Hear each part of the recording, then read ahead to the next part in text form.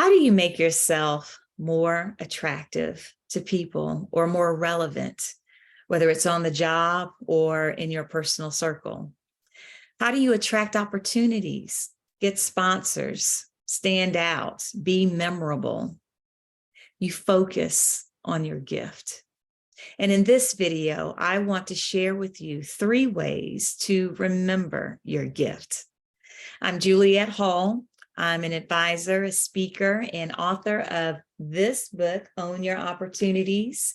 And in my book, I discuss how you can remember your gift. I provide several tips for you to get to that place because many of you don't realize that you have a gift, or if you have a gift, which you do, you've forgotten what it was.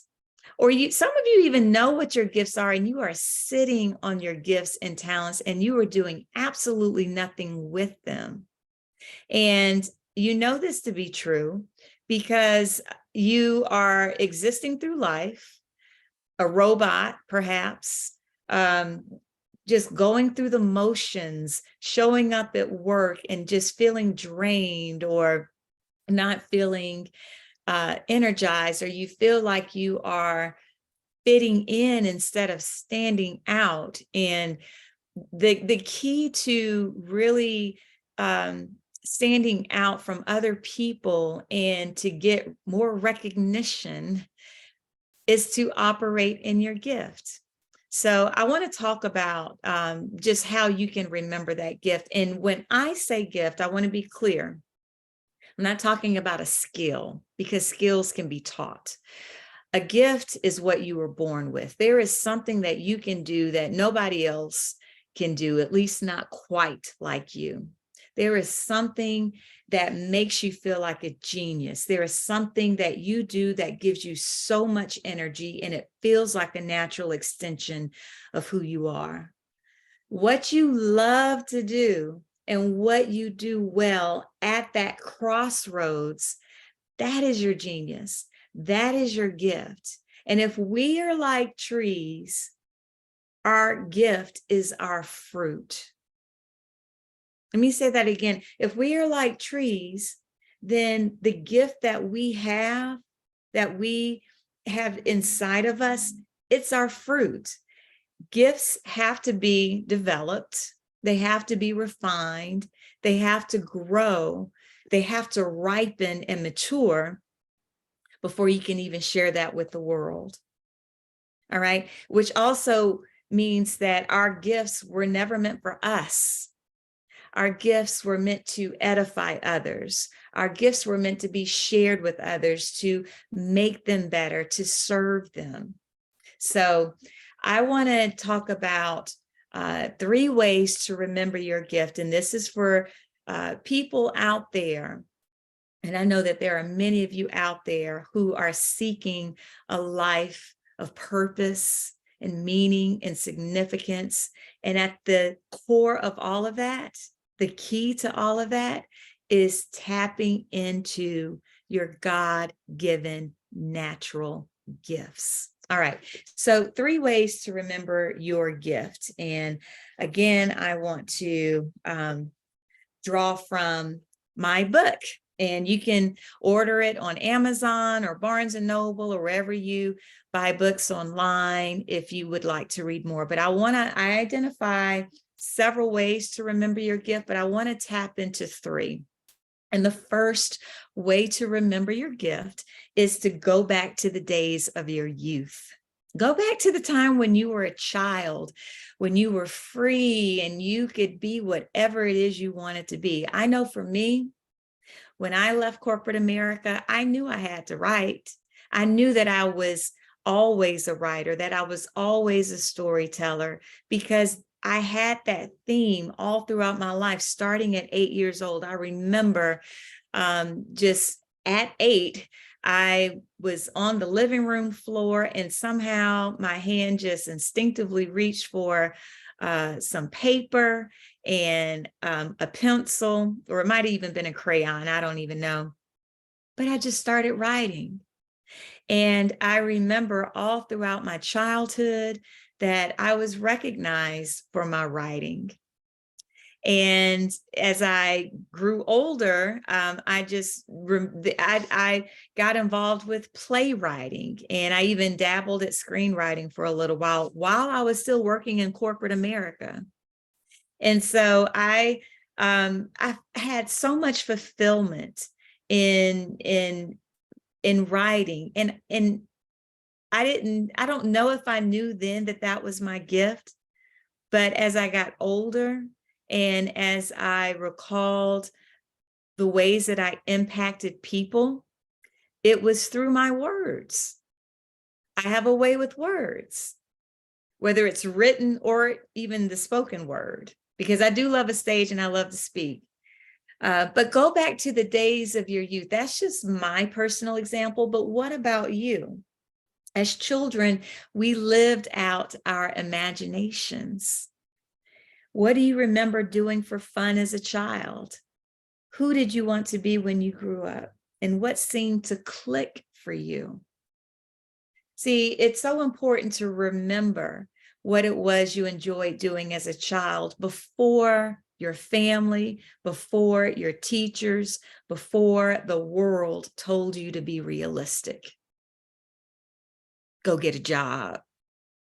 You know, you can't be a dancer, you can't be a singer, you need a real job that pays the bills. You see, that's how we're culturally conditioned to think. We are culturally conditioned to live life according to a certain track. You grow up, you go to school, you get your education, get a degree, get a job, pay your bills, get married, have kids, and die. But the world doesn't encourage us to self-manifest, to self-actualize, to tap into the things that we love to do and the things that we do well, because at that crossroads is our genius. And what I have found with gifts, when you are operating in your gifts, it's your gifts that make room for you. So you don't have to lie, cheat, or steal to get opportunities, to get recognized, to be noticed. Your gifts will do that for you. When you are in your gift, you exude a light, it shines, it affects other people in a positive way.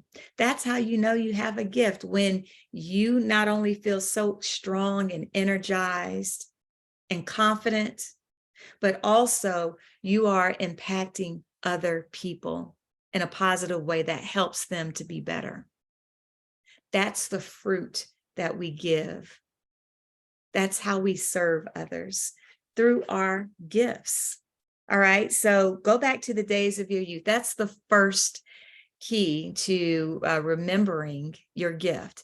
The second key is identify what makes you angry. Now, why do I say that?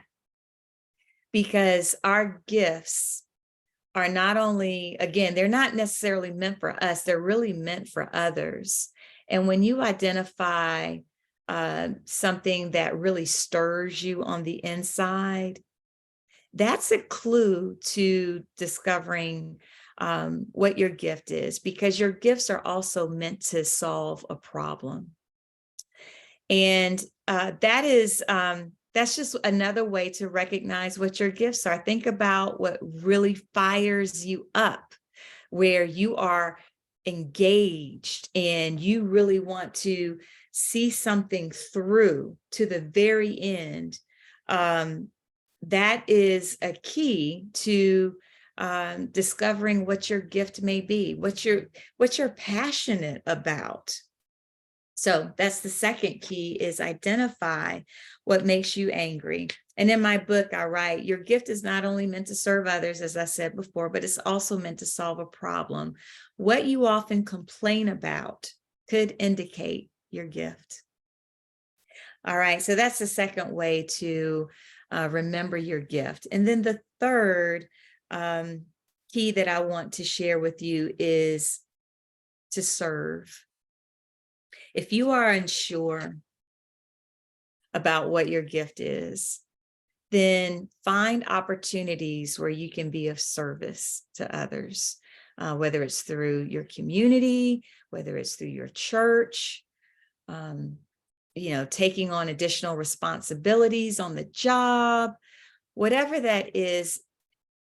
You have to stretch yourself. You have to put yourself in new environments to see what it is that you love or like and what you don't like or what you hate. That is just so important. That's part of the whole self-discovery process, is that you've got to apply yourself in different ways and find that path of least resistance, meaning, what is it that there's some things that you may discover that you love to do, but you won't know that if you don't try yourself in different environments, if you don't apply yourself, in situations where you are doing something new. You have to get outside of normalcy, get outside of your daily routine, so that you can discover more about yourself and how you were created. So that's the third key that I wanted to share with you. And in my book, as I talk about serving, I write here, volunteer your time in a ministry, nonprofit, or other service organization that you care about. Which committees or groups do you naturally gravitate to and are a natural fit? All right. So those are 3 keys. And if you want more, please don't hesitate to pick up a copy of my book. But as a recap, go back to the days of your youth. Identify what makes you angry and then serve. Those are 3 ways to remember your gift. All right. I hope that was helpful to you, and I hope that you will join me next time. All right. See ya.